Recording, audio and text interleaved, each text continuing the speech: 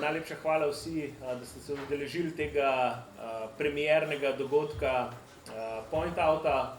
Upam, da je to, oziroma verjamem, da je to prvi izmed mnogih. In tudi vesel sem, da sta ob meni dva taka čudovita gosta. Najprej Lea Lipovšek iz podjetja Microsoft. Lea je zelo aktivna na področju marketinga, dlje časa že vodja in pa seveda tudi zato zelo izkušena, predvsem na področju B2B-ja. Aktivna je tudi pri Društvu za marketing Slovenije, kjer je članica upravnega odbora. Kar je pa zanimivo, je to, da ima tudi izkušnje z druge strani teh, se pravi ne samo naročnikove, ampak tudi agencijske, se je kar nekaj let delovala tudi pri agenciji in to je nekaj, kar je vama obema skupnega. Namreč Rok je tudi kar nekaj let deloval pri eni večjih slovenskih agencij, kasneje pa se usmeril oziroma šel k enem največjih telekomunikacijskih podjetij v regiji, to je podjetje, ki ga vsi dobro poznate, A1. Tam je zdaj trenutno upravljalec blagovne znamke in pa vodja komunikacije oziroma vodja upravljanja blagovne znamke, upam, da sem prav to povedal. Okay. Zdaj, ko smo s to formalnostjo, temi predstavitvami, mogoče ja, seveda tudi mene, morda še vsi ne poznate, jaz sem eden od soustanoviteljev Point Outa, tako da verjamem, da ena dobra polovica me pozna, druga polovica pa pozna bolj Nejca, ker so midva tista, ki so bila najverjetneje prvi kontakt s vami. Okay.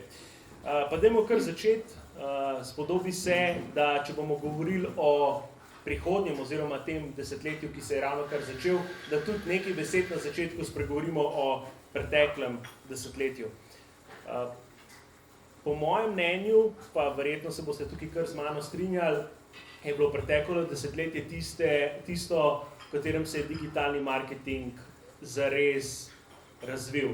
Namreč tik pred začetkom smo dobili prve pametne telefone, to je tudi obdobje, ko smo dobili, ali pa ko so se razcvetele pametne televizije. To je obdobje, ko so mnoge naprave postale pametne, hkrati pa to tudi bilo obdobje, v katerem se je napovedovala ta rast družbenih omrežij, vzpon nekih pretočnih vsebin in tako dalje. Pa me zanima, za začetek bom kar začel pri Leji, kaj ti meniš, da je bil najpomembnejši dogodek, ki je nekako označil to preteklo desetletje? Ko sem se pripravljala, sem razmišljala, kater bi bil zdaj ta dogodek, ki je vse obrnil na glavo in vse spremenil. Pa po mojem mnenju ni bilo enega tam nekje zunanjega, ampak se je zgodil pri nas v podjetjih.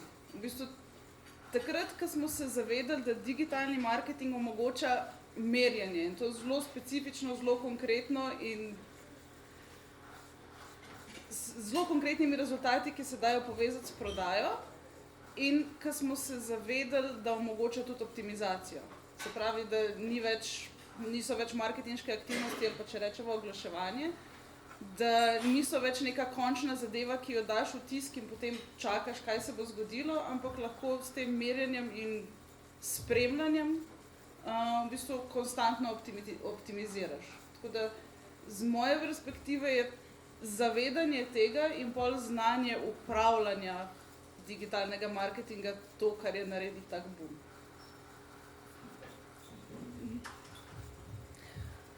Rok, če lahko kar tebe vprašam, ki si iz teh telekomunikacijskih voda, ne? Veliko vpliv so sigurno imeli tudi mobiteli oziroma mobilni telefoni.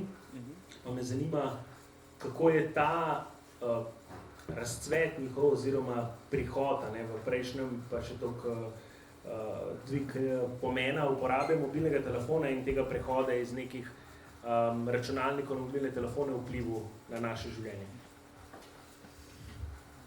Lep pozdrav tudi z moje strani. Ja, telekomunikacijska podjetja smo, da rekel, odigrala mislim, kar eno pomembno vlogo. Če pomislimo, danes imamo telefone pri roki, ne glede smo povezani z svetovnim spletom, nenehno. 3G tehnologija v prejšnjem desetletju je bil prvi korak. Jaz mislim, da glavni tisti premik je bil 4G tehnologija, LTE, s katero in v kombinaciji s pametnimi telefoni smo tudi vsi uporabniki imeli nek množičen dostop, nenehen dostop do različnih informacij. In tukaj smo pač tudi na koncu pol podjetja sama ugotovila tle priložnosti. Uporabniki nenehno to uporabljajo, večino vedno časa preživimo vsi na telefonih ali na tablicah in zaradi tega smo pač tudi mi vsi začeli vedno več časa, energije vlagati potem v digitalni marketing in hkrati z razvojem rečemo omrežij, ko bi mogoče se bo tudi ostala podjetje prepoznala to priložnost, ne vem, od Googla in vseh ostalih, ki so pač platform, ki so začeli prihajati. Pač še tukaj zgodila neka kritična masa kombinacija, storitev in tehnologije, ki nam je to omogočila in uporabniki, ki smo vsi za svojim našim vsakodnevnem življenju prepoznali priložnost v tem. Hvala. Si bomo kar morali podajati ta mikrofon, upam, da ne bo preveč moteče. Ok, zdaj smo v letu 2020. Eno zelo preprosto vprašanje. Kaj pa danes deluje v digitalnem marketingu? Pa dajmo kar začeti. Ponovadi vedno začnemo B2C, pa dajmo zdaj enkrat za spremembo ta bolj poslovni B2B del. Pa jaz bi rekla, da po vsej tej masi različnih oglasov, vsebine in tako dalje, da smo počasi tukaj, kot deluje kvaliteta. Ko se v bistvu res moramo poglobiti v kupca, mu dati informacije, ki jih potrebuje takrat, ki jih potrebuje, tako da poleg neke kvalitetne vsebine, nagovorov, besedil, videov, pač vsebine v vseh možnih formatih, tudi vsa tehnologija zadaj, ki poskrbi, da personaliziramo. Zdaj, je še možnost za izboljšavo, absolutno nismo še tam, čeprav že zelo dolgo govorimo o tem, ampak jaz bi rekla, da tisti, ki se bolj posvečamo kupcem, ki jih poskušamo razumeti vsak dan sproti in vsak dan boljš, da tukaj je nekako formula za uspeh. Je pa zelo kompleksna, vsaj v B2B-ju. Ni enostavne rešitve nekega silver bulleta, zdaj bomo pa, ne vem, samo Facebook delali in potem se bo vse zgodilo, ampak je zelo veliko enih komponent, ki jih je v bistvu treba nekako skupaj sestaviti. Kar če lahko še B2C pogled. Ja, mislim, tukaj se moramo zelo strijati. Kvaliteta vedno bolj prihaja v spredje. Vsi smo danes zasičeni ne samo z tisočimi informacijami, ki jih dobimo, oglasi. Tudi sami uporabljamo nešteto različnih platform, s katerimi komuniciramo ali privatno ali v poslovnem življenju. Mislim, ključna stvar, ki je tukaj, bom rekel, se moramo zavedati mi kot podjetja, kako celoten ta digitalni prostor med sabo povezati, razumeti naše uporabnike. Ne samo, ki naši uporabniki kdaj in kako uporabljajo, ampak predvsem v kakšnem trenutku to uporabljajo. Če dobro pomislite, telefon v različnem času dneva ga vsi različno uporabljamo, ali mogoče tablico. V različnem času dneva smo na različnih platformah. Spravi za nas, v A1, naprimer, je zelo pomembno, da ne vem, če mi kdaj vidimo, ne vem, vi ste mogoče kak naš oglas ali pa neko našo stvar storitev sedeli mogoče na YouTube. Kasneje zvečer ste mogoče videli na Instagramu ali na Facebooku, ali mogoče kje, ko ste kaj iskali na tablici, ne vem, v Google searchu. Za nas je pa na koncu pomembno, vidimo, kje se je dejansko res konverzija zgodila, ampak to ne pomeni, če se konverzija na koncu zgodila naprimer na Instagramu, to ne pomeni, da moramo mi pač več v Instagram vlagati. Mi moramo samo dobro razumeti kot uporabnik, kaj ste vi čez celotno nek customer journey delali na vsaki posamezni točki. Se pravi, čez celotno kvaliteto vsebin moramo poznati, kaj kot uporabnik v vsakem koraku dela, na kateri stični točki z nami. In celotni ta spektr moramo znati razumeti pa povezovati. Če bomo vlagali samo v en kanal ali pa eno orodje ali pa eno tip vsebine, bomo kar zelo hitro, zelo velik spektr uporabnikov izgubili. Ok, oba sta omenila kvaliteto pred kvantiteto, s čimer se seveda strinjam, ampak kljub temu bom postavil eno provokativno vprašanje, zadeva malo namenoma zbanaliziral. V preteklosti, ko še ni bil digitalni marketing v takem razmahu, kot je zdaj, sem naredil kot oglaševalec en billboard in ga imel en mesec gor, ne, da bi ga spreminjal. Danes pa moram narediti vsaj 20 Facebook postov na mesec, zato da ostanem relevanten. Pa potem še na Instagramu, pa potem še email marketing, pa še YouTube. Se pravi, je veliko neke kvantitete. Kako gledate na to? Kvantitete v smislu zelo mehkih prilagoditev za to, da ostaneš čim bližje v bistvu svojemu kupcu. Ker ja, formati oglasov so drugačni, ampak tudi kupec se je bistveno spremenil. Ta isti kupec ne gleda več tistega billboarda oziroma ga vidi, pa je majhna verjetnost, da bo zaradi njega kupil. Tako da v bistvu so se tržne razmere, če tako gledava, so se pač toliko spremenile, da je to nova realnost. Ni, da imaš ti zdaj izbiro in da lahko uporabljaš 10 let ali pa 20 let stare metode in se potem blazno čudiš, ker ne delajo. Tako da to pride v kompletu zraven.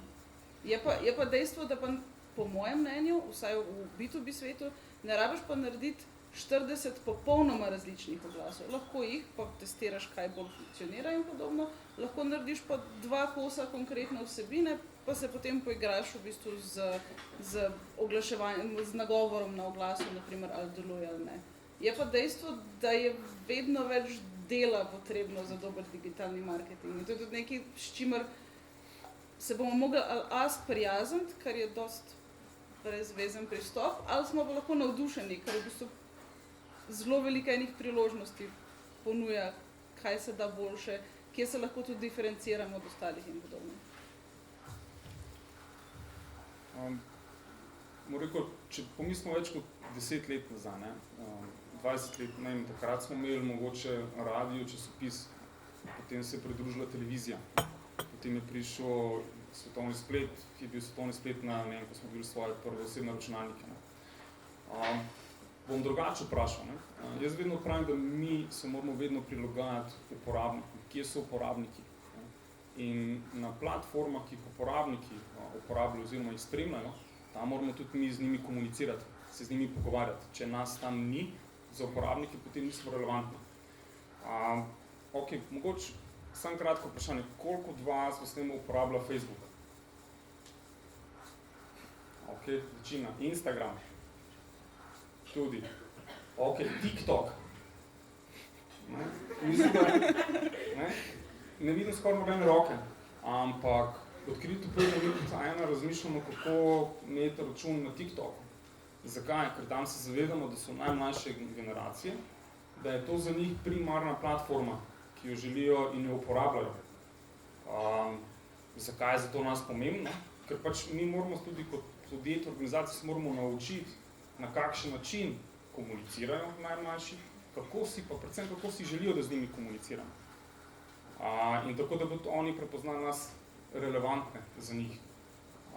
In to je ena stvar, ki moramo danes o tem razmišljati in se moramo temu prilagoditi. In to za nas pomeni še pač na koncu mogoče en dodatni kanal, v katerem mogli komunicirati, oglaševati na koncu, če rečem. Na začetku je bil za vse nas mogoče Facebook, potem smo dodali še Twitter, pa smo dodali še LinkedIn, potem je bil Instagram, no in prišel bo TikTok, mogoče bo še kaj 3., 4. Razmisliti moramo še tudi, kako bomo vse možne aplikacije, kjer imamo čete, kjer se pogovarjamo z različnih skupinah. To je tudi eno polje, v katerem moramo razmišljati, kako komunicirati z uporabniki, ker se komunikacija sedi tja in kako ta prostor tudi najdeti. Zaradi tega se zdi mogoče, da je več količinsko, ampak tukaj je še tista kvaliteta, ki mora biti več kanalov, na kateri moramo z uporabniki komunicirati. Lahko še Ja, kar. Jaz bi še dodala, ker zdaj v Microsoftu pokrivam 24 držav, do Mongolije sežem, čeprav tam še nisem bila. Ampak poleg sam raznolikih kanalov, recimo v mojem primeru je blazno pomembno, da razumem uporabnika, končnega kupca Microsoftovih storitev v vsaki državi, v vsaki kulturi posebej. In tle so zelo velike razlike, kako Estonci kupujejo, je čist nekaj drugega, ker naprimer, ko smo sedeli z enim velikim podjetjem v Kazahstanu, ko sodelujemo, in se je skazalo, da recimo kljub temu, da imamo mi LinkedIn za najbolj neko B2B orodje, ki je dela v Sloveniji, pač mi imamo fajn rezultate, super krasno, na Balkanu tudi, Kazahstan ga uporablja samo in izključno za HR procese. In to je nekaj, kar sem se mogla v bistvu jaz od njih naučiti, da sem lahko pol svetovala, kako delati marketing in kaj je najbolj pametno, ker drugače bi bila silno pametna in prišla z idejo, pri nas LinkedIn funkcionira, dajte oglase tja, pa se izkaže, da ne. Tako da v bistvu to komuniciranje z kupcem in pogovarjanje in poslušanje tudi njihovih izkušenj je pri nas izredno pomembno, da imamo to dvosmerno komunikacijo. Kje pa je trenutno, po vašem mnenju, uporabnik, tako na B2B kot na B2C področju? Le omenila si LinkedIn. Uporabljate še kakšne druge kanale pri komunikaciji z njimi in kaj najraje konzumirajo? Gledajo, berejo, poslušajo, kako je s tem? Spet zelo odvisno, katero ciljno publiko nagovarjamo. Ne? Recimo LinkedIn pri nas za BDM oziroma Business Decision Makerje, Microsoft ima zelo velike nekaj artic, ki jih je pol treba razlagati, je LinkedIn res pač tisto ključen kanal, kjer se pojavljajo. Zelo veliko tudi na Facebooku, ker pač omogoča zelo lepo targetiranje glede na vsebine in doskrat je cenejši, realno, tako da to. Tudi Instagram, potem pa, če pa govorimo o nekih bolj IT ciljnih publikah, so pa zelo specifični developer forumi, dogodki, tudi v B2B dogodki še vedno delujejo. Pač naučili smo se povezati digitalno z dogodki in zelo lepo eno drugo podpre. Tako da tole bi bilo. Recimo. Ja, mislim, pri nas je prav podobno, kar se tiče B2B-ja, mislim, LinkedIn, ena stvar in pač ja, vedno še vidimo offline dogodki, ki jih je pač zelo pametno treba povezati z online rešitvami, oziroma da lahko potem z njimi naprej še komuniciramo. Ne? Da pač offline, kakšen današnji ta dogodek, ki bi treba potem izkoristiti za potem, da neguješ nekega potencialnega novega poslovnega uporabnika ali pa da neko razmerje za naprej z njim neguješ. Mi imamo pripravljeno za naše uporabnike posebno našo segmentacijo, ki smo na podlagi naših internih podatkov, eksternih, naredili, da pač tudi vemo, da znamo segmentirati, kako ti uporabniki si želijo ali njihove preference po katerem kanalu in tudi na kakšen način z njimi komuniciramo. Če je bilo na začetku, smo si govorili o nekih samo po demografiji, ne, od 15, ne vem, do 25 let, od 25 do 45, od 55, ne vem, plus. Danes ne govorimo več primarno o demografiji, danes predvsem govorimo po nekih interesih. V našem primeru govorimo primarno, kako je kdo pripravljen, rečemo je digital advanced, se pravi uporablja neke digitalne storitve ali kako veliko uporablja, živi v digitalnem svetu. To je en ključni segment, na podlagi katerega mi potem targetiramo oziroma komuniciramo z našimi uporabniki. In tukaj, kot sem rekel, ne izbiramo o kanalih, vedno spremljamo, kje, kakšen način si tudi določen tip uporabnikov želi, da z njimi komuniciramo. Ni skrivnost, mi tudi še vedno veliko, tudi verjamem, da ste bili že deležni kakšne naše še vsem klasične pošte, ker tudi to še vemo, da deluje. Ampak je veliko lažje, kar se v digitalnem svetu tiče, kot je Lea na začetku omenila, sledljivost, takojšnje povratne informacije, lažje prilagajaš oziroma testiraš. E-mailing kampanjo lahko zelo hitro ustaviš, spremeniš, izboljšaš in imaš potem tudi boljše rezultate. Ampak ni to vedno prava način komunikacije vedno z vsemi uporabniki. Sprav ključno je pa spet poznati zelo dobro svojega uporabnika, na kakšen način si želijo, da z vami komuniciramo. To mislim je ključno. Omenil si, da imate veliko podatkov, da jih tudi obdelujete, da verjetno tudi uporabljate kakšno izmed orodij, ki vam pri tem pomaga. Zato me na tem mestu zanima, kako obdelujete te podatke, na kakšen način sploh v dobi, ko se to zavedanje varovanja podatkov dviguje, na kakšen način vi to delate? Ja, mislim, sploh prva osnova, da lahko karkoli z podatkov delamo, pa jih hranimo, delamo, je pa slavni GDPR. Tukaj smo v zadnjem dobrem letu zelo veliko napora vložili v to, da smo pridobili dovoljenje. In na podlagi teh dovoljenj imamo celotno oddelek Business Intelligence, ki v našem data warehouse vse te podatke, potem vsega anonimne podatke, potem tudi obdeluje na podlagi potreb, ki jih ostali oddelki kot v marketingu jih potem potrebujemo. Ne. Zdaj smo na ravni celotne skupine A1, uvajamo orodje marketing avtomatizacije, kjer je pač vemo, da tukaj pač je prihodnost, da si uporabniki predvsem želijo z nami komunicirati ena na ena in si želijo v pravem trenutku prav njim pisano ponudbo, ki si jo želijo, da jo potrebujejo. Ne. Ker na ta način vidimo, da vsi obe strani prihranimo čas. Ne. Se pravi, z marketing optimizacijo smo pač neke prve use case smo že testirali, že delamo, nismo še tam, kjer si želimo, da bi bili. Ampak verjamem, da v letošnjem letu bomo tudi naredili en korak naprej, kjer bomo lahko z uporabniki komunicirali veliko bolj ena na ena in bomo tudi imeli tudi direktne povratne informacije, ali so naše komunikacije z njimi ustrezne. Ali to z vidika same ponudbe, ali pa na koncu tudi za načinom, kako komuniciramo.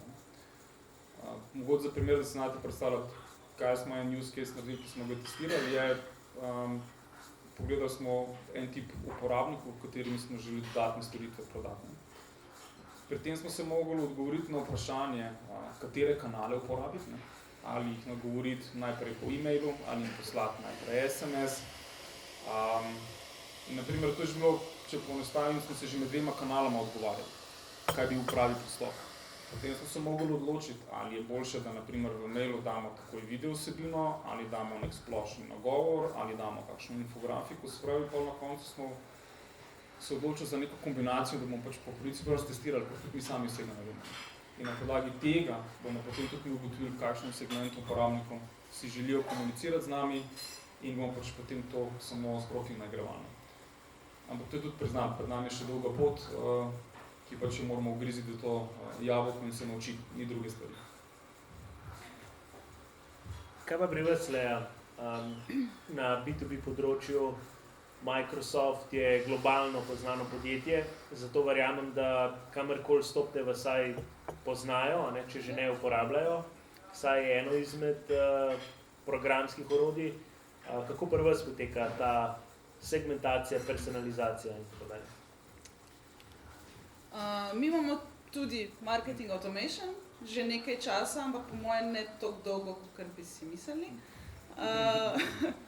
Povezana je zadeva tudi s CRM-jem, pa tudi tle so priložnosti za izboljšave, tako da v bistvu, ja, je gigantski marketing automation sistem, ki je v bistvu upravljan centralno, se pravi, v našem primeru je to, mislim, da na Poljskem, drugače pa vse je v Ameriki, se potem segmentira in nazaj pošilja v bistvu lokalnim timom, ki preverijo kakovost v bistvu podatkov novih leadov in podobno, ker to tudi konstantno delamo, ker ni vsak, ki downloada pač nek vodič, pa najbolj še tako specifičen za Microsoft, ni še na tem, da bo kupil, tako da v bistvu mi imamo tudi lokalne time, ki potem kličejo stranke, preverjajo interes, ustrezno potem pošljajo naprej prodaji ali pa pač ne in gre nek lead nurturing proces naprej.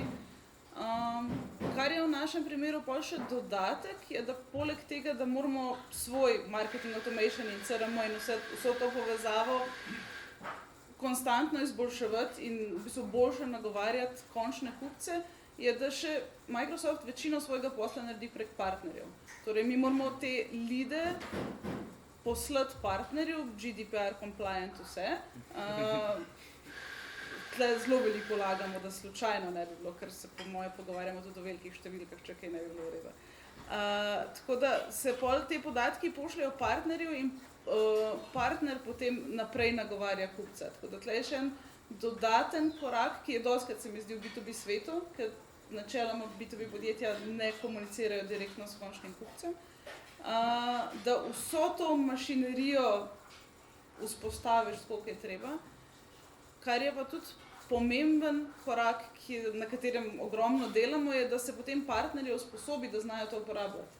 Ker drugače se lahko Microsoft pač ogromno investira v oglaševanje, v pridobivanje leadov, ampak če potem partner še ni na tej neki razvojni točki ali pa digitalni zrelosti, kot si rekel, se stvari ustavijo. Tako da mi tudi ogromno vlagamo v samo izobraževanje partnerjev in jih opismenjujemo, kar se tiče digitalnega marketinga, in to je tudi nekako moja funkcija, mene in moje ekipe. Malo sem zašla, tako da... Kar. Kaj je bilo vprašanje? Vprašanje je bilo, kako vi delate segmentacijo, personalizacijo in tako na B2B področju. Ja, v bistvu pač zelo veliko nekimi tagi in točkovanji in zadaj tudi ljudmi, ker kakorkoli avtomatizacija ni čisto avtomatična oziroma se ne more izboljševati, če ljudje ne dajo povratnih informacij. Tako da en zelo kompleksen proces, ki je pa pol seveda na vsakem produktnem področju je malo drugačen, malo poseben, glede na ciljno publiko.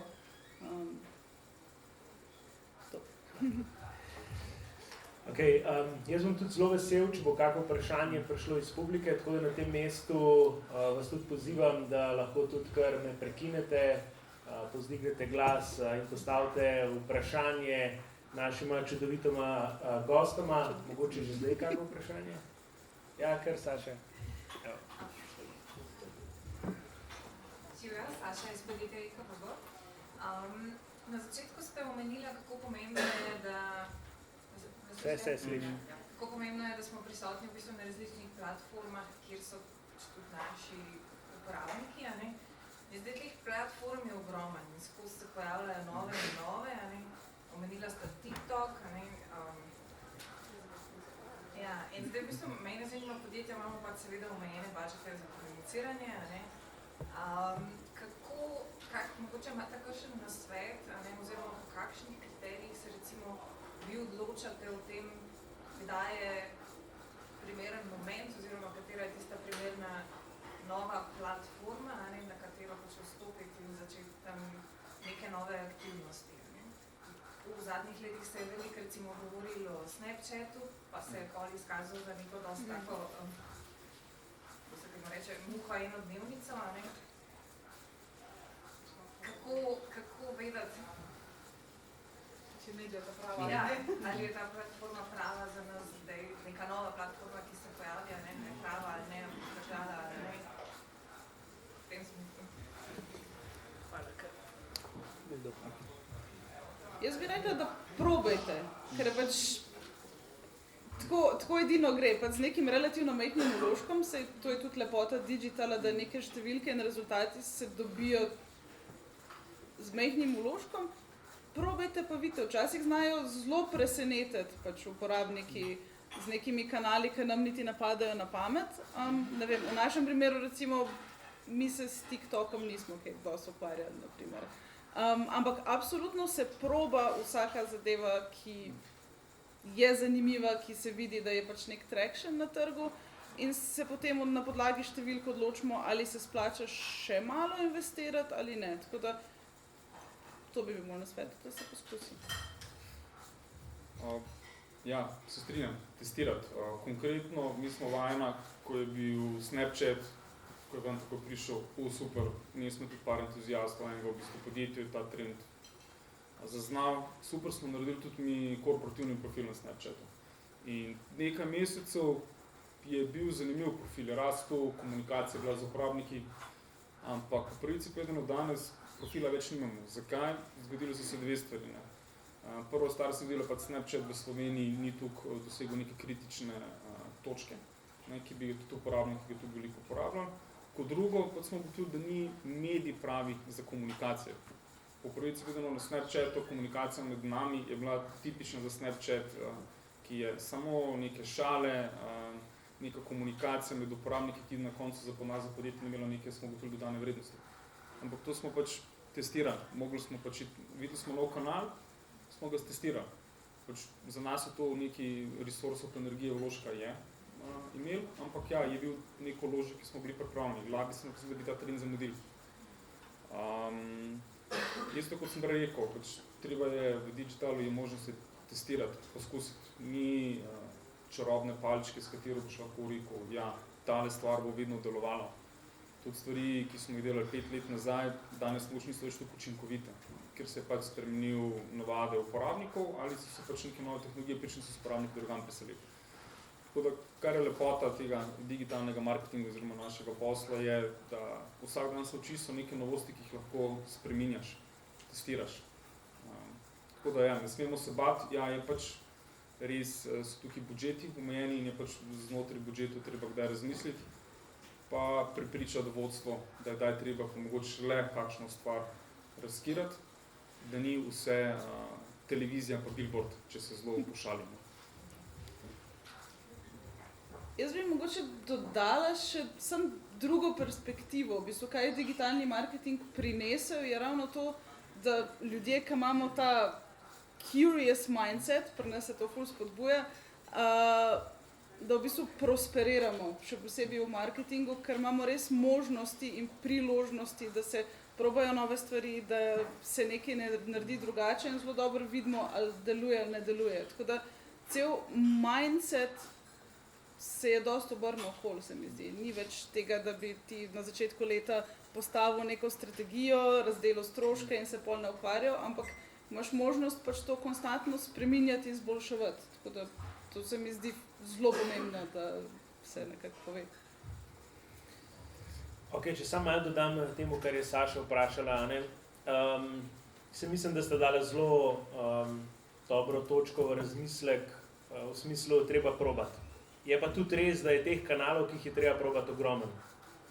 Kako se odločiti, katerega prvega probati?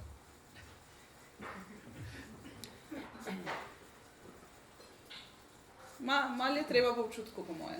Jaz bi rekla po feelingu. Tisto, ki se vam najbolj dopade, ker se vam zdi, da boste tudi vi z njim najlažje delali, ali pa kjer ste najbolj osebno motivirani, da probate, pa da vam je malo exciting, pa to, jaz bi štartala tukaj. Ker karkoli se odločite, je boljš, da se ne in da gledate tisto množico in se počutite paralizirani. Tako da to. Ja, Lea, popolnoma se strinjam s tabo. Edino stvar, kar bi še dal, pač velikrat je Slovenija kot majhna država, smo pri kakšnih stvarih smo prikrajšani, oziroma pridejo k nam zamikom, ampak v tem primeru je pač tudi to lepota tega. Stvar, ki večina stvari digitalne marketinga, ampak rečemo karkoli online, ki postane v Sloveniji trendi, v veliki večini primerov je že nekje v nekakšnem večjem trgu, je že hit. Se pravi, če nas neka stvar zanima, da bi jo radi testirali, bom rekel, v večini primerov garantirano bomo nekje najdel nekdo, če ne z vaše panoge ali pa vsaj približno s podobne panoge, je že pač neki poskusov, je pa to naredil.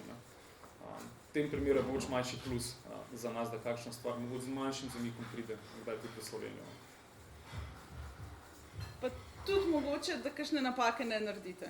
Ker ja, jaz se popolnoma strinjam, je prednost, da ne probavamo vsega prvi. Torej, ja, se pogledajo casey, ne vem, marketing automationa, to smo mi v agenciji dosti delali, in vidiš, kje so bile že narejene napake, pač tistih pionirjev, ki so par let nazaj že probavali in se izognete lahko temu. Tako da, meni se zdi to, da smo mogoče malo vzadej pri določenih zadevah zelo prednost. Ok, mogoče še kakšno vprašanje iz publike? Jaz imam če. Aha, bomo dali najprej Juliji prednost, primor. Ok, moje ime je Julija, je podjetje, ki je direktor marketinga. Moje vprašanje je bolj za B2B stranke. Ja? Kako prenesti digitalne pristope k razvoju B2B partnerjev? Ker ponavadi tako mi imamo neki MDF fond, marketing development fond, ja, kateri daš partnerji in on razvije naprej. ali porabi ta denar za neko cilj, katero ti ni udalo še biti, ali za to, kako on razume sam, ja, kaj njemu bo prišlo prav. Kakšen pristop vi uporabljate za razvoj digitalnega marketinga pri B2B partnerjih?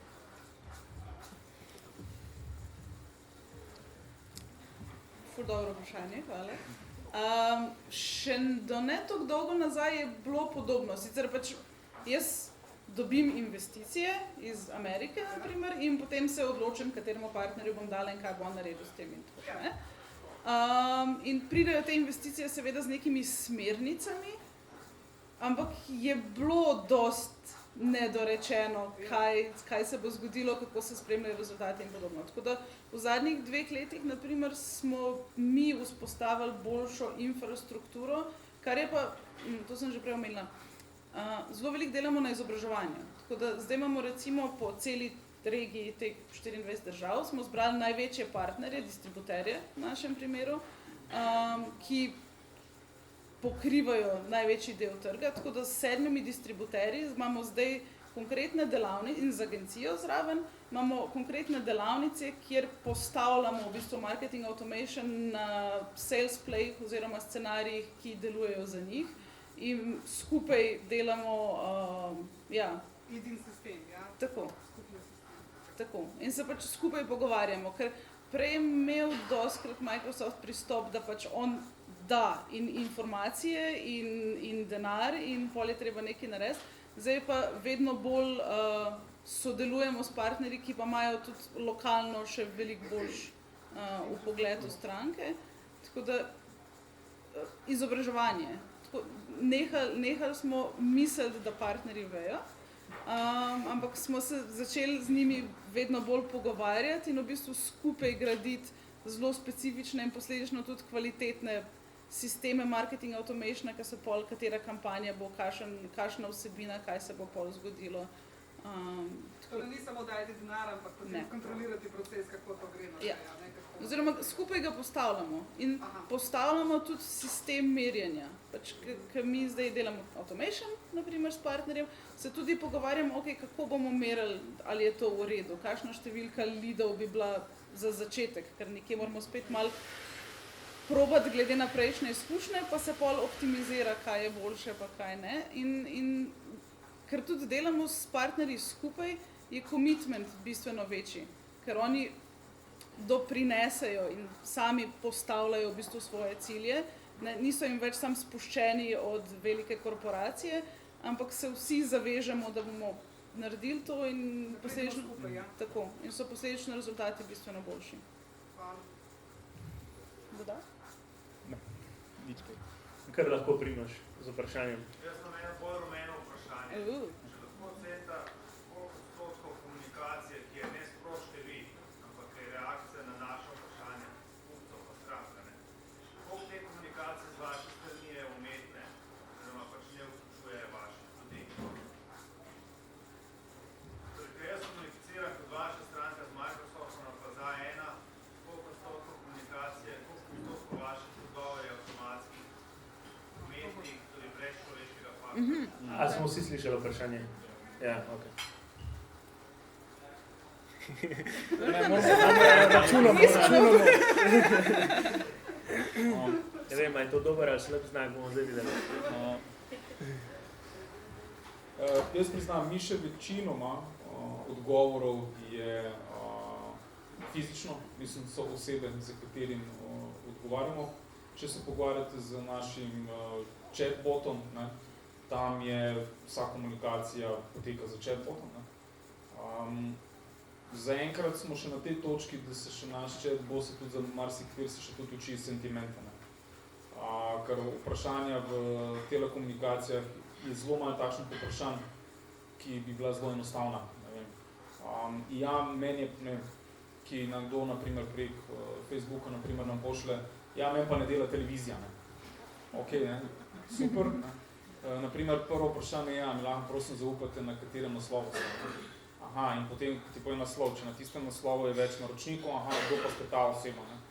Rečemo, te stvari verjamemo, da chatbota se ga da zelo hitro naročiti, ne. Potem, ko pridemo pa do bolj podrobnih vprašanj, ne, kot verjamem, vsi smo že imeli to izkušnjo, a mi povete, ne vem, katere lučke vam svetijo na routerju, a vam kjer, ali vam vsi kanali ne delajo, ali samo ta, ne.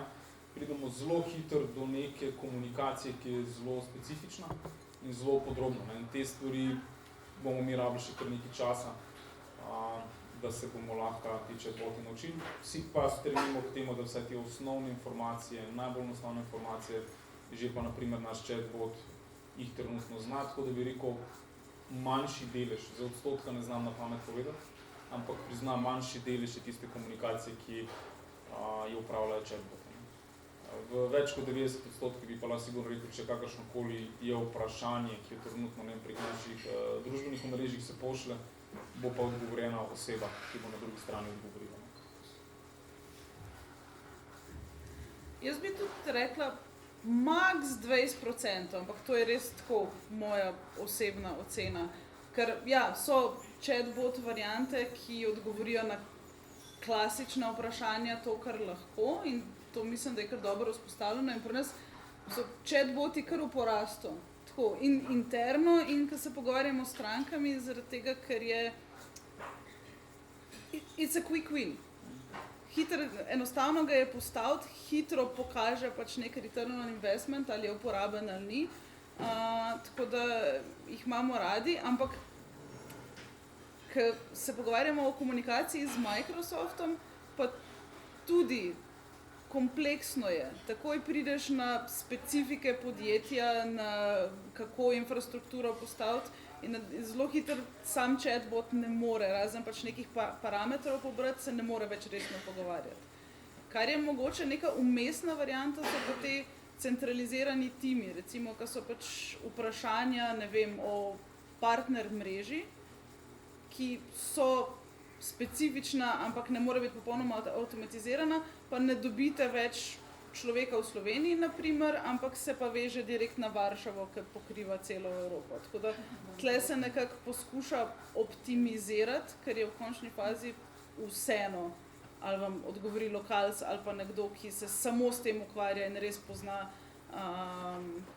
specifiko, ampak ja, max 20%. Bom jaz tudi nadaljeval v tem stilu rumenih vprašanj. Če odprem zdaj Google, pa napišem trendi v letu 2020 ali pa v naslednjem desetletju, bo vam prišlo chatboti, pa glasovno iskanje in tako dalje. Kaj mislite od tega, kar mi ponujajo te razni članki, je po domače povedano BS, se pravi, ne bo držalo, oziroma mislite, da je pač nek trend, kar se trenutno samo zdi, da bo, pa v resnici ne vidi neke marketinško-poslovne prihodnosti? Jaz razmišljam, kaj ni. Mislim, bom tako rekel, če pogledamo mlajše generacije, jaz vedno izhajam mlajše generacije, pa generacije, ki so še zelo mladi, ne, kako oni uporabljajo, njih je treba gledati. Ne. Tako bom rekel, glasovno, ali je to voice search, ali je voice assistant, ali karkoli, to je ena stvar, ki definitivno bo porastel oziroma je že tukaj.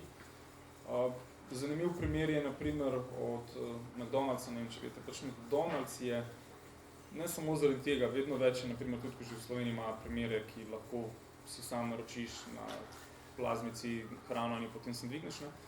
Druga stvar je, McDonald's ima vedno več v porastu drive-inov. Ampak ne drive-inov zaradi tega, ker smo pač zaradi tudi hitrejšega življenja, ampak ker so ugotovili, da si mladi želijo čim manj interakcije. In so mladi začeli na drive-in hoditi naročati hrano. In so pač na ta trend začeli več drive-inov postavljati. Se pravi, pri mladih je glasovni search, voice assistant je v porastu. V Ajna mi imamo v Avstriji, na Hrvaškem se že imamo tudi postavljeno v živo live shop. Smo ugotovili, da si uporabniki na ta način želijo komunicirati oziroma upravljati storitve nakupe. Se pravi, voice search, online video nakupi, te so neke stvari, ki so tukaj. Je pa spet vprašanje v Sloveniji, kdaj bomo dosegli ta economy of scale, da bo pač lahko se nam splačalo podjetjem v to investirati oziroma to postavljati. Ta trend je definitivno tukaj.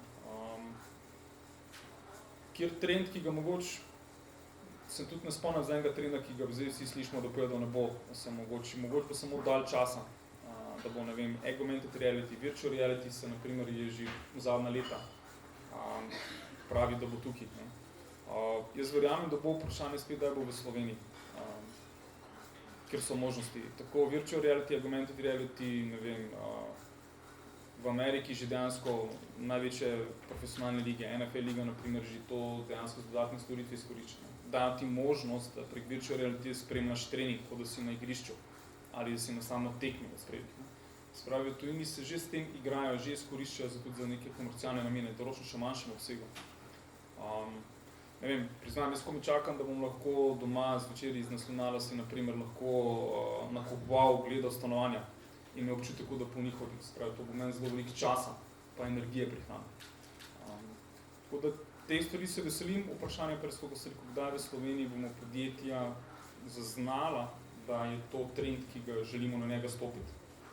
Oziroma, kako rekel, kdaj nas bo to uporabniki prisilili, da moramo to narediti.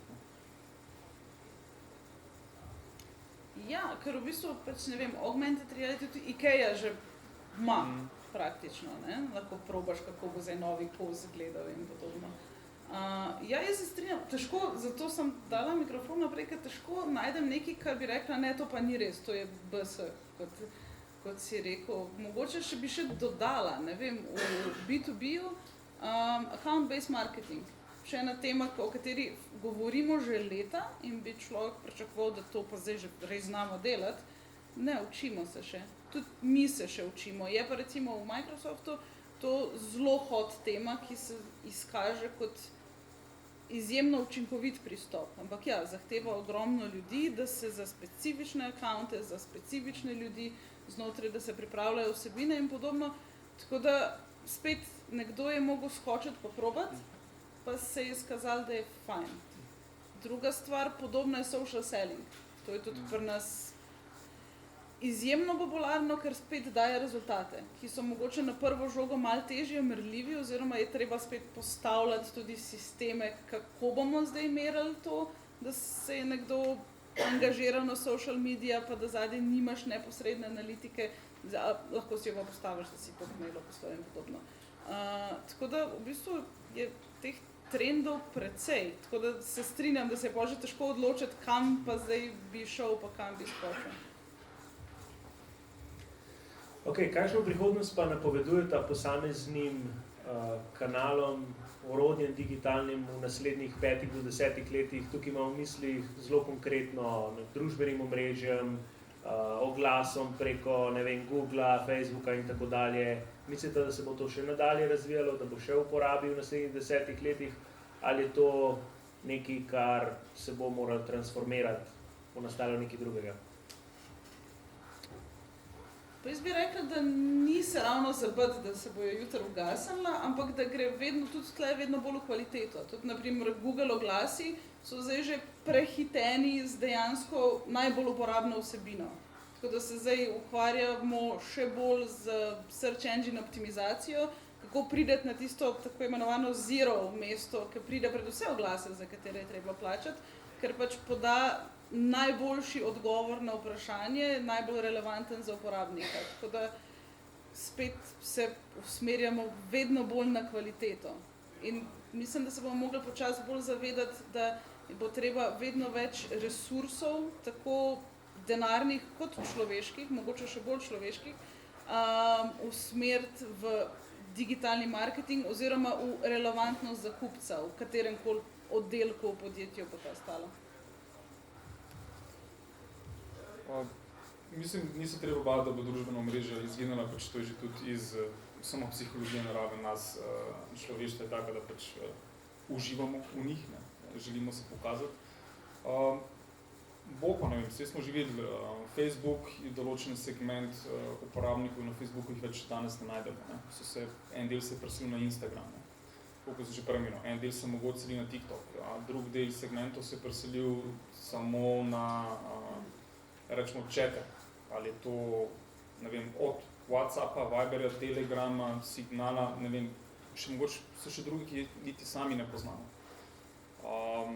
Uporabniki generacije se bojo selile iz ene platforme na drugo platformo. in mi se moramo znati temu prilagajati. Bolj, ko smo uspešni pri tem prilagajanju, ne, bolj bomo tudi učinkoviti pri sami komunikaciji. Ja, še enkrat, kvaliteta pa pravi način komunikacije bo pa tista, ki bo glavna. Ne. Če mislimo, da smo danes odkrili kanal ali način, s katerim uporabniki komuniciramo, če smo mislili leta 2012 ali pa 2010 o Facebook, to je edina stvar, ki je moramo z našim uporabnikom komunicirati in bi samo tam ostali, oziroma če smo ostali samo tam danes, ne, smo en velik del ciljne skupine izgubili. Je ni. Glavna stvar, ki se pač moramo vprašati, oziroma ki se tudi mi sprašujemo, je, kako v množici poplav vseh platform, v množici vseh podatkov, informacij, ki jih mi kot podjetje dobimo, oziroma kot vi kot uporabniki, ali pa jaz kot uporabniki dnevno, ki jih moram prežvečiti, kako jaz izstopam, kako naj izstopa glih moj oglas, kako naj izstopa glih moje sporočilo. To je tisto glavno vprašanje, ki se ga pač mi nenehno moramo spraševati in se ga nenehno tudi sprašujemo, da bomo tudi čim bolj učinkoviti. Ker vsi imamo omejena sredstva, tako resurse kot budžete, in je to tisto, kako izstopati v poplavi vseh informacij in izbrati prav kanal. In se pač tudi selimo in fokuse druge shiftamo. Ne. Od produkta do storitve, to pa skozi čas. Kaj pa mislite, da se bo dogajalo s tako imenovanimi tradicionalnimi kanali, ali pa tisti, ki so do sedaj, smo jih smatrali za tradicionalne, pa se v resnici spreminjajo. Tukaj imamo v mislih televizijo, katero čedalje bolj gledamo on demand. Tudi prej na začetku sem omenil billboarde, svetlobne vitrine, ki niso več statični, ampak se spreminjajo, se digitalizirajo. Kako mislite, da bo s tem? Lahko tudi svoje osebno mnenje.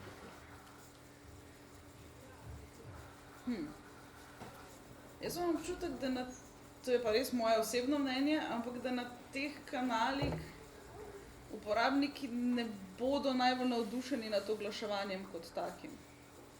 Tako da, ne vem, jaz jih osebno se ne bi toliko ukvarjala s tem, kako jim zdaj tle ponuditi neka sporočila in podobno, ker se mi zdi, da se vedno bolj moramo, oziroma najbolj funkcionira, če smo preprosto iskreni pa avtentični. In pač neka generična sporočila ali pa da ima uporabnik občutek, da so nekako vsiljena v nekem mediju, kjer ga on ne pričakuje, ker ima televizijo on demand zaradi tega, da gleda točno tisto, kar hoče in nobenega dodatnega oglasa zraven. Se meni zdi, da več naredimo, če se s tem preprosto ne ukvarjamo in si ne kvarimo neke percepcije in si pač zberemo kanale, kjer pa uporabnik želi komunicirati z nami. Jaz mislim, da tako rekel, pač digital je, to, ko smo rekli na začetku, je lep zaradi tega, ker lahko zelo hitro merimo, zelo hitro dobiš rezultat in zelo hitro lahko testiramo. Mnenja pa sem, da pač tako kot je bilo mišljeno, da je televizija ubila radio, ne, tudi jaz mislim, da digital ne bo nikoli ubil, če rečem temu, offline sveta. Offline formati, kot se rekel, sami si tudi se prilagajajo, se spreminjajo in tudi ti offline kanali se bojo spremenili. Se bojo prilagodili, če ti pa rečem novim razmeram. Bomo komunicirali še vedno tudi v offline svetu. Mogoče bojo čez nekaj let billboardi tudi imeli več možnosti za nas, kakšne analitike. Mogoče bo billboard nam omogočil, da se bo glede na uporabnika, ki se bo njim z avtom pripeljal, da se bo prikazal. Za 5G tehnologijo, če govorimo o avtonomni vožnji, če bomo v real time lahko se avtomobilom med sabo pregovarjali, da vidimo, kako se med sabo vozi, zakaj se ne bi tudi avtomobil pa billboard med sabo pogovarjali. Ne? Mogoče bomo lahko tudi preko billboardov čez nekaj let točno nam, ki se bomo mimo billboardov v tistih 3 sekundah mimo zapeljali billboard, mogoče točno za nas oglas prikazan. Mogoče bo kaj podobno tudi na viziji. Ne vem, tehnološko opcije, možnosti so tukaj, zdaj samo vprašanje, ali v katero smer se bo stvari razvijale in še enkrat, kaj bomo uporabniki in na kakšen način bomo želi to konzumirati. Če nam bo to preveč vsiljivo, se bomo definitivno zbunili in tudi pol podjetja se tega ne bomo več posluževali, na primer. Za primer, ne vem, vse verjetno se že poznate, zelo star primer, ampak je še vedno aktualno, tako je en izmed večjih retailerjev v Ameriki. Ne. Za njih je najbolj pomembno so mlade mamice, ne, kot ciljna skupina. Ne, na podlagi vseh podatkov so oni znali z modelom zelo hitro prediktivno ugotoviti,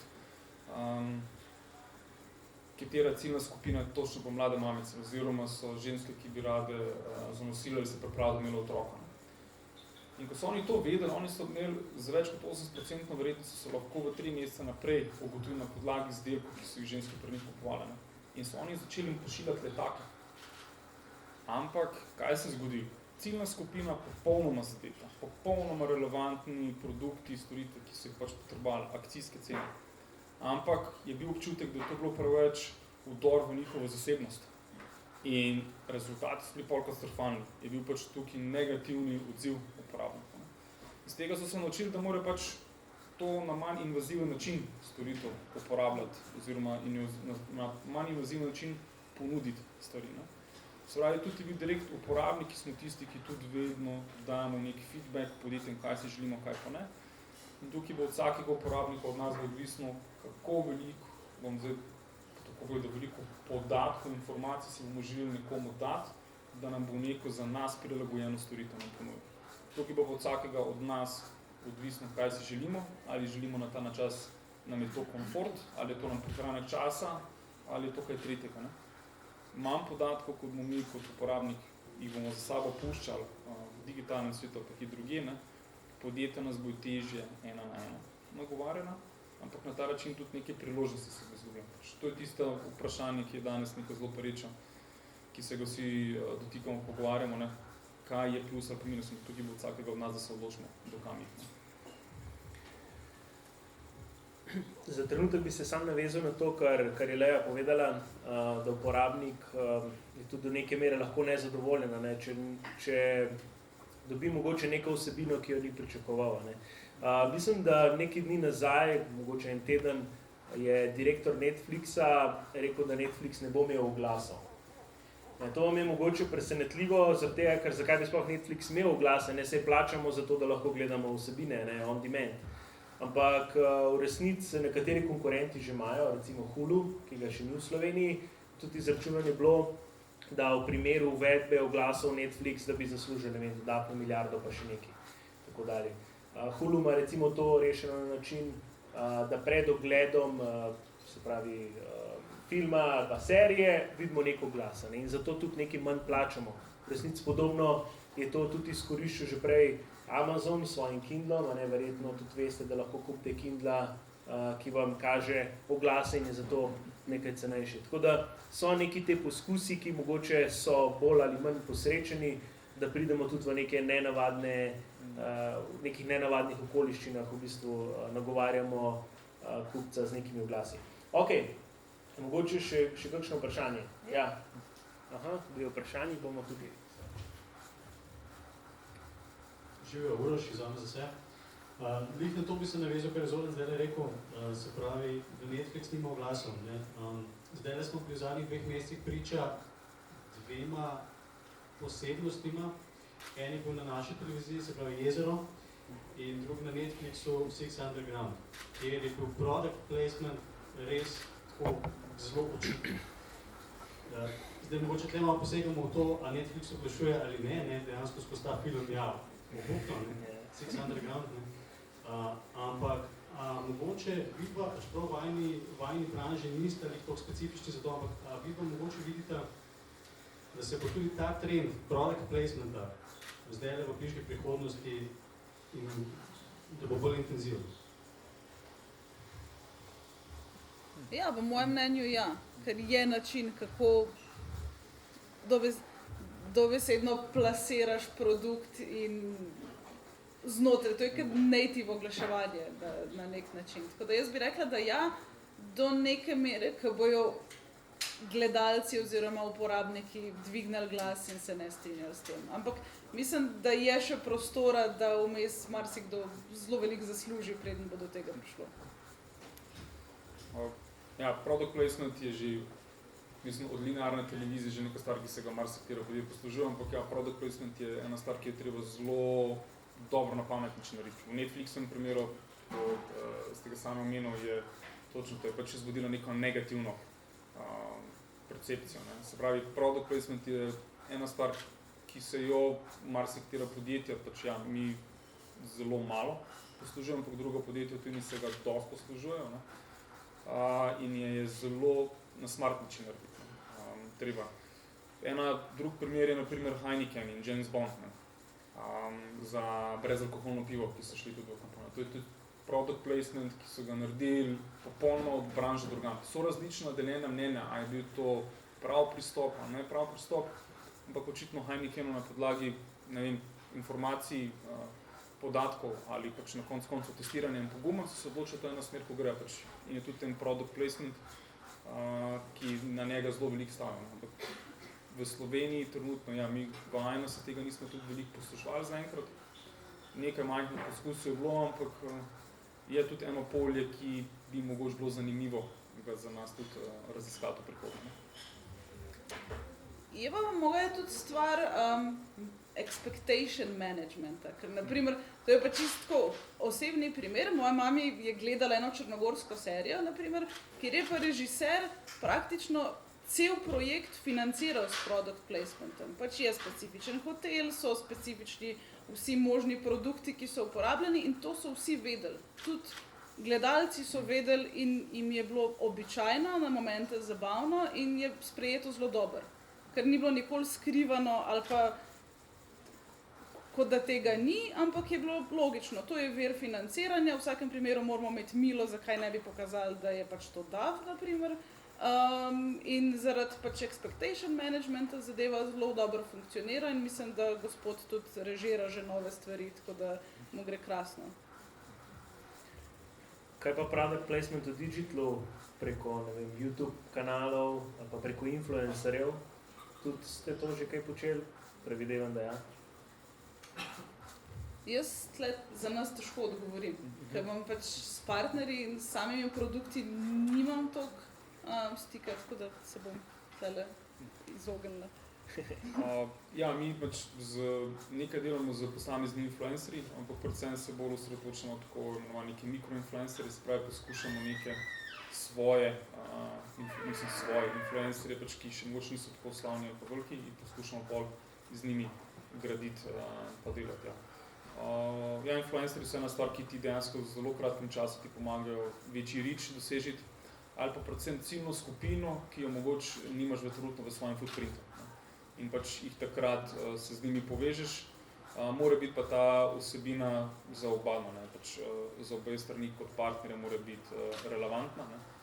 Če tudi vsebina, če se z influencerom povežeš in ga ti mu plačaš za nek product placement in če je to preveč vsiljivo narejeno ali oziroma ni naravno narejeno za njegovo ciljno skupino, tudi rezultata za nobene stvari ne bojo, bo pač spet negativni efekt. Ok, še eno vprašanje je bilo Erika. Aha, lahko.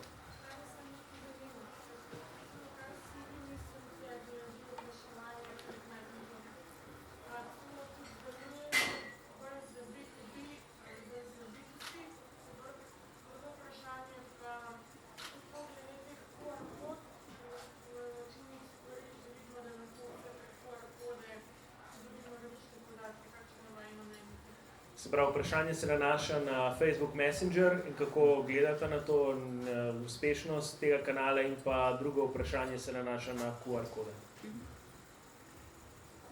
Kar se tiče Facebook Messengerja, pri nas je to spet deluje, ampak bolj, ko se pogovarjamo s končnimi kupci. Se pravi, jaz, kjer je moja ciljna publika, so partnerji, ni to kanal, kjer bi se pogovarjali. Niti oni pričakujejo, zelo bi bilo čudno, če bi ga začela uporabljati. Pač imamo bolj formalne, v našem primeru Teamse, ker jih pač prodajamo in je to najbolj logično na svetu, da so pač komunikacijski kanal. Za QR kode pa ja, so pa pač specifični načini uporabe. Nam se recimo pri dogodkih zelo splača, da veliko nekih informacij ne vsiljivo, ampak posredujemo uporabnikom, tako da to. Ja, mislim, kar se tiče Facebook, Messenger in podobnih, je naprimer, koliko uporabniki izberejo ta način komunikacije, mi potem definitivno z njimi pol na istem kanalu nazaj komuniciramo. Tukaj je seveda potem tudi včasih težava, ker pač na določenih družbenih omrežjih uporabniki nimajo svojih pravih imen, ne, in pač tukaj je mogoče na začetku, rečemo, ta proces komunikacije, v začetku, če pridemo do nekih storitev, ne moramo jim na prvo žogo zaupati. Moramo dobiti neke informacije od njih, ki nam jih podajo, da mi res vemo, da je ta oseba na drugi strani. Kar se samih QR-kod tiče, v določenih segmentih jih tudi mi uporabljamo pa izkoriščamo. Predvsem je tukaj, ne vem, na računih ena taka najbolj pogosta množična uporaba, kjer jih mi uporabljamo pa včasih pri raznih dogodkih, tudi za poslovne partnerje ali pa pri kakšnih storitvah jih tudi nekje testiramo. Ampak ni trenutno to QR-koda kanal, ki bi bil zdaj rečemo množično uporabljen, ker ga uporabniki mogoče ga niso tudi za svojega oziroma ni tukaj naraven. Pri vsaki stvari še vedno raje vidijo, ne vem, opis storitve ali opis predstavitve telefona, da ga vidijo, preberejo, da bi se imel samo neko. Mogoče bo to kasneje kot z augmented reality mogoče možnost, da bo pač s QR-kodom in bo Nemcem potem telefon zavrtel, da ga bo videl. In mogoče to ena uporaba, ki bo kasneje v prihodnosti prišla. Mogoče samo še ena specifična uporaba na dogodkih, ki pa pri nas fajn funkcionira tudi pri partnerjih, se pravi B2B, je povratne informacije, se pravi ankete o zadovoljstvu in podobno, je pa se poskušamo izogniti vsem tem printom papirja in je pa zelo fajn, da se da pač enostavno vse na telefonu in so tudi naši partnerji zelo zadovoljni. Še kakšno vprašanje? Ok. Se spomnite filma Back to the Future? Vsaj tako bežno. Tisti mogoče, ker ste mogoče po 30. letu, no, tako bom rekel. Dvojka se dogaja v letu 1989. Ona dva pristaneta v letu 2015. Kako je videti to 2015, se kaj spomnite? Ljudje se peljejo z avtomobili po zraku, ne, vsi uporabljamo hoverboarde, pico, tako malo pico data v hidrator in nastane velika, spečena v nekaj sekundah.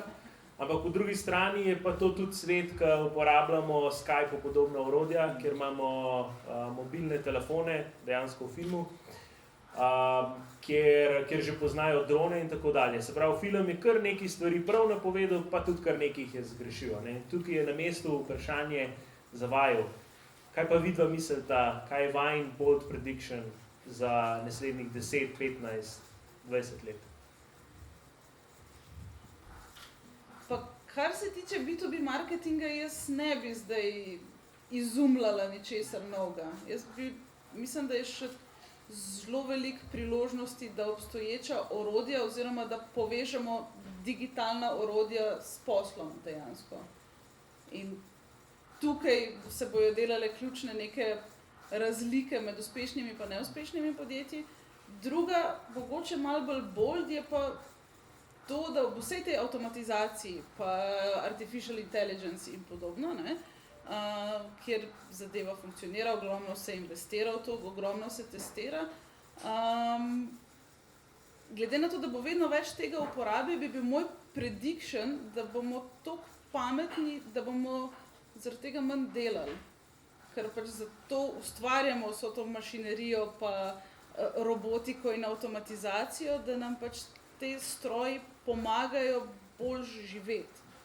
Tako da jaz bi šla tle ven iz samo digitalnega marketinga in se osredotočila na naš well-being, ki nam bo tudi digitalni marketing ali pa digital na splošno v bistvu pomagal, če bomo znali na ta način pogledati. Jaz sem predvsem vesel, da nisi dal analogijo na Blade Runnerja, ker bi odgovor bil veliko težji. Jaz bom rekel, jaz najprej sam pomislim, da ni dobrih 5 let naprej. O dobrih 5 letih verjamem, da bo tu veliko informacij, podatkov, ki se bomo vsi med sabo izmenjevali, da bomo lahko imeli vsi neke zelo personalizirane, da ne bom rekel hiperpersonalizirane ponudbe in storitve za vsakega posameznika od nas. Ne. Tako kot sem že rekel, od vsakega od nas bo potem tudi odvisno se odločimo, ali je to za nas neka komfort, convenience, ali je to ena stvar, ki si jo res želimo. Z 5G tehnologijo, ki nam omogoča tem razvojem avtonomne vožnje, naprimer, ki so največkrat uporabljeni, podobnih primerov, ki so, če dodamo, ne vem, neke osebne asistente, ali je to Alexa, ali je to Siri, ali je to nekdo tretji ali četrti, je vprašanje, kako se bomo z njimi veliko pogovarjali, oziroma koliko podatkov bomo z njimi želeli deliti. In je samo vprašanje, kako bo potem naše življenje na to vplivalo. Lahko jaz bom tako rekel, čez 10 let tudi v Sloveniji vidim, da bo večinoma naših vseh domačih naprav, ki uporabljamo od hladilnika naprej, da bo vse to nekako povezano v svetovni splet. Ali bomo se mi želeli te podatke deliti z trgovcem, da bomo povedali, katero hrano imamo v hladilniku, dajemo bo rok uporabe pretekov, ali naj avtomatsko nam to hrano naročijo, to povežemo z svojo banko, da se to avtomatsko plača, da dobimo dostavo točno ob tej uri domov, nam to dostavijo v službo, je spet odvisno od samega od nas. Ne. Če gledam z vidika podjetij, globalno podjetjamo pa seveda si želela, da vse nas, ne, bom tako rekel, prepričati, ja, da to je boljše, dajmo to uporabljati. Realnost je pa ta, ne vem, če se vsi zavedamo, statistično gledano je, da že danes Google, če smo v povprečju dali Google, trčimo 300 lajkov ali pa Facebooku. To pomeni, da on že v nas več ve, kot mogoče mi v sami sebi vemo, ne. Glede na informacije, ki jih imajo. Bodite enkrat zelo dobro pozorni, kako dobro, kakšne oglase, ki jih kdaj dobite in se mogoče je dobro vprašati. Mogoče ste samo kdaj, ki je kakšno majhno stvar pogleda, polajka in vas začnejo ti oglasi spremljati. Se pravi, je pač informacije na vseh nas, mislim, čez dobre 10 let bo pač bolj vprašanje, katere informacije si želimo mi kot uporabniki sami napredajati in če nam to dosti veliko korist daje. Pa ne govorimo samo tukaj za digitalne marketingu, ampak na splošno. Ok, in s to mislijo bi kar zaključil s tem našim pogovorom in ga seveda tudi povabil, da ga kasneje nadaljujemo 1 na 1. Mi je pa prišlo na uho, da bi še Minela rada za konec povedala, tukaj je, da bi rada še povedala par besed, tako da je kar predajam besed. Hvala vsem trem za odličen pogovor in hvala tudi vsem vam, da ste si danes vzeli čas. Bi pa si vzela še minutko, da predem povem kako službo, da vam predstavim en projekt, ki ga organiziramo v PointOutu, nekateri med vami ga sigurno že poznate. To je PointOut Hackathon, ki ga 7. aprila organiziramo že drugič. Gre za edini digitalno marketing hackathon v Sloveniji, s katerim združujemo podjetja, ki si želijo narediti en korak naprej v svojem digitalnem marketingu. V enem dnevu v bistvu podjetja dobijo konkretno rešitev za svoj izziv z področja marketinga, s katerim se soočajo, hkrati pa gre tudi za odličen način za razvoj zaposlenih, motivacijo. Tako da, če koga zanima kaj več, se lahko potem oglasi pri meni, tam gor je tudi kontakt, tako da za konec pa samo še enkrat hvala, da ste si vzeli čas in želim vam en lep dan.